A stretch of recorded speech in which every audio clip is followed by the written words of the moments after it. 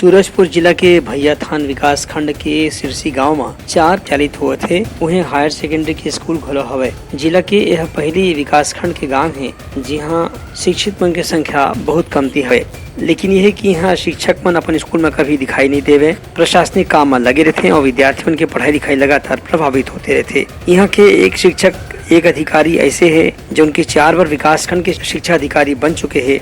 एक बाद भी ये गांव के विकास खंड के स्कूल की हालत मन ठीक नहीं है। पालक मन के शिकायत है कि स्कूल में पढ़ाई लिखाई नहीं हुए से लड़का मन के भविष्य भी खराब हुआ थे, लेकिन इतना शिकायत करे के बाद भी आज तक स्कूल के संबंध में प्रशासनिक स्तर पर कोई कार्रवाई नहीं होना पालक मन ला परेशानी के कारण बन गए है। प्राथमिक शाला नवापारा में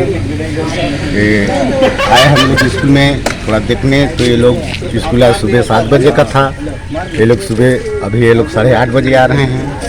ऐसे में लड़के लोग आ रहे थे, लड़के लोग वापस चले गए।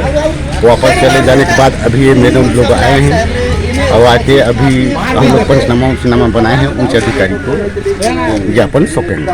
हम भी बोल रहे हैं कि बच्चे का शिकायत कर रहे हैं कि अपना बच्चे को बोल रहे हैं कि तबीयत खराब है, इसलिए मैं लेट में आया।